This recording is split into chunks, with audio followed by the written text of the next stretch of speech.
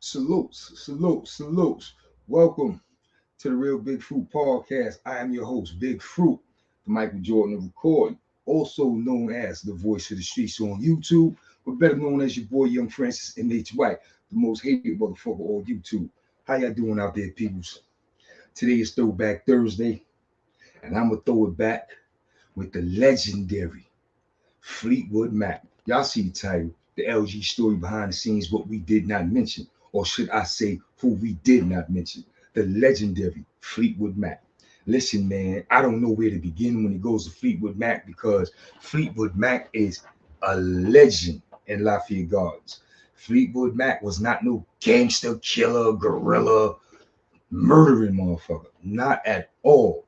Fleetwood Mac was one of them throwbacks from the late 70s, early 80s, knuckle check, superb, stood on his ground, one of them thumping motherfuckers, always willing to scrap.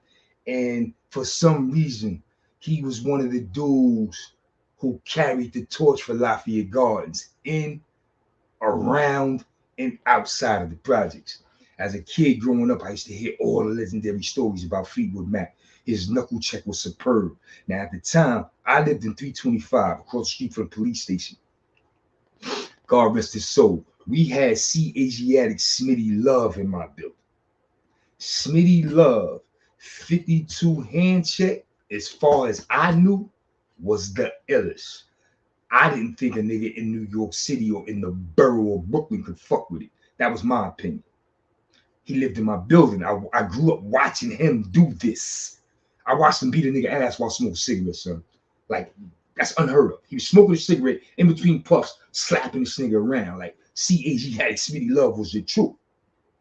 But I heard about the legendary Fleetwood Mac taking him to the distance, if not dusting him off. When I heard that, yo, Fleetwood Mac from the middle, Fleetwood Mac from the middle, Fleetwood Mac, 52 hand check, Fleetwood Mac, it just was ringing bells. And for some reason, it felt like it was more alarming than C.A.G. had it. So I'm like, who the fuck is Fleetwood Mac? Come to find out his mama was the lady who used to have all the kids selling the newspapers. Now, I was already hustling. Newspapers was already my thing.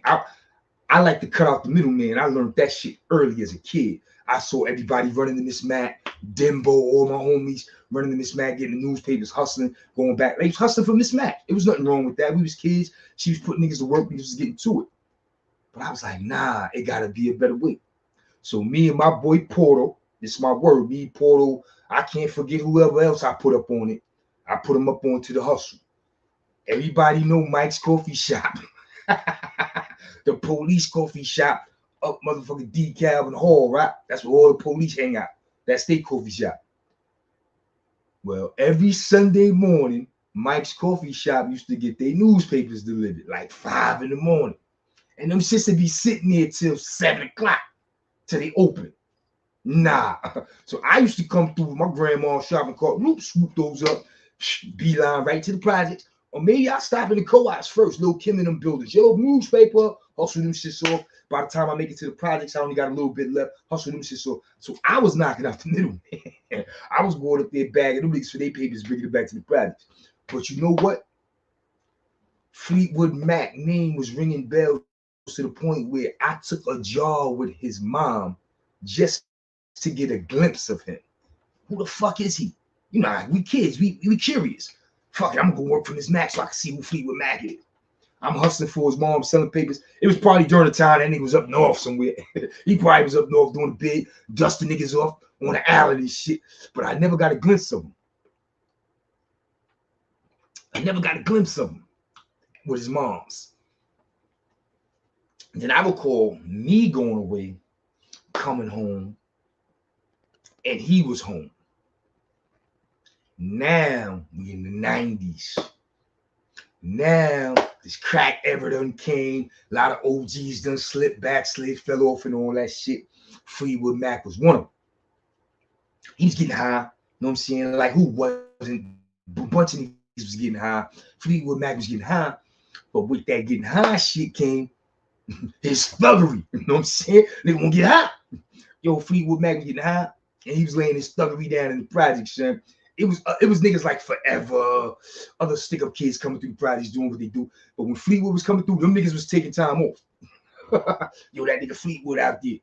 Yeah, Mr. C, brother Baby D, he was one of them. He was one of them throwing his guns in niggas' faces when he was getting high. Baby D's another legend. I'm telling you, son. Mr. C had 2 legendary brothers in LG. Knowledge Bone, a.k.a. Corleone, and my boy, Baby D. Baby D used to mess with Julie Cooley in my building. Yeah, I'm taking y'all back. If you were LG representative, you know I'm taking you back. Baby D used to mess with Julie Cooley in my building back in the early 80s. And Baby D was a thug. You understand what I'm saying? He was a gangster. But Fleetwood Mac, all them niggas bowed down to Fleetwood Mac. When they was all getting high, sticking shit up, if Fleetwood Mac was out there sticking shit up, they was taking a break. Then I told y'all the legendary story. Fleetwood Mac was getting high. He ran down on the dice game. He booked the dice game. And when he went to bend down and pick up the gun, his gun broke. Niggas jumped on Fleetwood Mac. Word, Fleetwood Mac was the OG. Then Fleetwood Mac got his shit together. Yeah, he got his shit together. I don't know if he caught a lick, if he started hustling or what, but he got his shit together. He was coming through. Because then by this time, he didn't live in the middle. His mom moved to the front. She moved to 325, my building, across the street from the police station. You know what floor she moved on? My floor. So now Miss Matt and Fleetwood live on my floor. So now I definitely know this nigga. He lives on my floor. So now I get to know Fleetwood Mac. But when I get to know him personally, he ain't getting high. He rolling. He ain't on his thuggery shit. He trying to smooth it out. You know what I'm saying? Fuck the man Fleetwood Mac caught a bid. And if I'm not mistaken, it was a Fed bid. So while I was laying up, Fleetwood was laying up. When I caught my case, Fleetwood caught his case. We both was away. But Fleetwood touched down before me. Way before me. Fleetwood might have touched down in like, I want y'all to pay attention to this. Fleetwood might have touched down in like 02, 03. And when Fleetwood touched down, Fleetwood was like, yo, I need to holler at them CMB niggas. Yo, listen, this is what it is, son. It's your nigga named Black something. Let me look at my phone. Let me get this shit right, son. You know what I'm saying?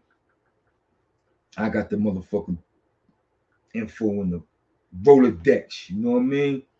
I want to get this shit right for the peoples. You know what I'm saying? Fleetwood Mac came home and let niggas know. It was some nigga named Black James in the feds with him. He said, yo, it's a nigga named Black James. He was in the feds with me. I just left this nigga. He up in there telling him everything. And world name coming out the nigga mouth. Now this is 02. This way before anything. This way before anything. Any investigations, should I say. Yo, this nigga named Black James. He on his way home. The feds is actually going to let this nigga out of jail. So he can run around and get information on niggas. And world name coming up. I'm telling you, son, that's the word in the joint. Be on point. I'm letting y'all niggas know. The feds is on world. The feds is on CNB. Now, Fleetwood Mac came home and told niggas this back in 02. Now, he told this to Doc, a.k.a. Popsy, and the boy Bouffleur. Like, yo, listen, put the niggas on point. So they're like, word, okay, no doubt. I'm going to keep it 100. The nigga Bouffleur was on his grind at the time. He was like, yo, call that nigga, ooh. Whenever that nigga come through here, I'm going to put him down. So the nigga came through. Sure enough. They like, yo, this nigga really home. Like, yo, this nigga Fleetwood wasn't lying. Yo, this nigga really home. The nigga popped up in LG on a pepper. Him and another nigga. Yo, we're big head. Yo, I don't know. Yo, he don't be out here like that. That nigga doing what he do. Like, we all right. What's up? What's up? Oh, nah, just asking too many questions. And the nigga with him got on the big jukey gold medallion with the motherfucking camera and the piece. Like, they found all this shit out when the investigation hit and trials and all that shit and videotapes was being played. Like, oh shit, that was the nigga yo, that was the nigga Black James and the nigga with the, oh shit, they got us on video. Like, yeah, it was going down. So this nigga Black James actually came home and tried to line CMB up. Now this is way before Bouffleur and them niggas flipped. Because remember, Bouffleur baby put this nigga down. He couldn't do it. Nigga ain't slip up. Bouffleur was trying to corner the nigga off in the project that day. It didn't work. So no, the nigga got away. But then Bouffleur flipped. You see this crazy shit? But then Boo Flair flipped. And Boo Flair went all out. I guess he learned from the other nigga, like, yo, you ain't do this right.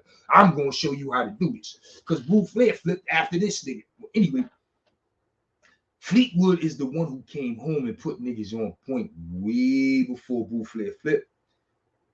And on the strength of Fleetwood, niggas was able to dodge this nigga, this black nigga, whatever the fuck his name is, James, whoever the fuck he is. And he's still out there in Brooklyn doing what he do, son. The word is he's still out there on corners. He's still out there telling on niggas. But that's how these niggas get down, son. These niggas will take you down.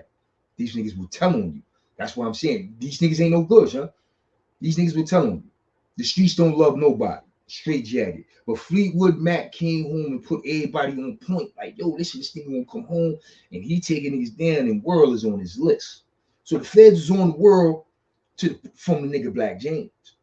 And when Boo Flair and the nigga Taz got knocked, yeah, I'm losing. I ain't calling him the other nigga today. I'm calling him by his handle. When Boo Flair and the nigga Taz got knocked, remember, Boo Flair already know the feds on World. He already knew. The nigga Black James came through. He already knew. So he was like, yo, I can tell you anything about World. He already knew they wanted that information. He gave it to him. Long story short, Boo Flair and Taz took down World and C&B. Straight jacket. And it's all in the script. But that part, that salvating part, that's all part 2, y'all. That's all part 2. That's all part 2. Part 1 is done. Boo Flair and Taz took C&B down. They had a vendetta against World, personal reasons in their heart, and they did them dirty. You understand what I'm saying? But we're going to get back to Fleetwood Mac because Fleetwood Mac is the OG who came home and tried to put niggas on point, son. He really did, son. He tried to throw niggas a bone. Niggas ain't listen. But anyway, Fleetwood Mac lived on to do his thing out there. You know what I'm saying? He's a legend in Lafayette Gardens. He ain't backslide. He ain't start getting high, none of that shit no more. He was all right. You know what I'm saying? He was doing his 1-2. I personally believe Fleetwood Mac died of a broken heart. Don't listen, man. I ain't trying to get all crazy and sentimental on y'all and shit like that. But I know when Fleetwood Mac, mom, I think, if I'm not mistaken, I don't want to give y'all false information. I think his mom's died first. I think Miss Mac died first. And if Miss Mac died before Fleetwood, man, I believe Fleetwood died of a broken heart, because it was Fleetwood Mac and his mama. Too deep. Too deep, son. She moved from she had 2-bedroom apartments. Word was back. She moved from 1 2-bedroom apartment to another. Her and Fleetwood Mac. You know what I'm saying? That was a boy. That was a boy. And I believe when she passed, if he passed after her, he passed of a broken heart, man.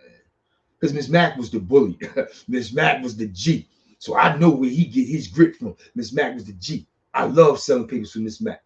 Word. My boy Dimbo put me on. Dimbo, yo, Dimbo, man, help me out with Miss Mac, man. Dimbo put me on. My boy Dimbo on the ATL. Shout out to my boy Dimbo. Dimbo come from that big uncrew. 10 pockets down in Midtown. Yeah. Yeah, me and Dimbo did a 6 building bid together. That's my guy. Shout out to my boy Dimbo in the ATL. LG representative, no question about it. Real talk. But yeah, man, Fleetwood Mac was a legend in Lafayette Gardens, man. We love him to this day. He was a legend in Lafayette Gardens, bro. A legend. Like, you grew up knowing who the fuck Fleetwood Mac was, son. Word. I just want to say, rest in peace to Fleetwood Mac and rest in peace to Miss Mac. Listen, y'all know the title. It was all about Fleetwood Mac, LG, behind the scenes, what we didn't mention, or should I say, who we didn't mention. Up next, we're going to talk about the boy Kevin Ellis, a.k.a. Big Kev, a.k.a. Baby Boy Big Brother. So that's next. I just wanted to drop this one today for Throwback Thursday for Fleetwood Mac, the LG legend. This your boy Big Fruit doing what I do. Until next time, salute.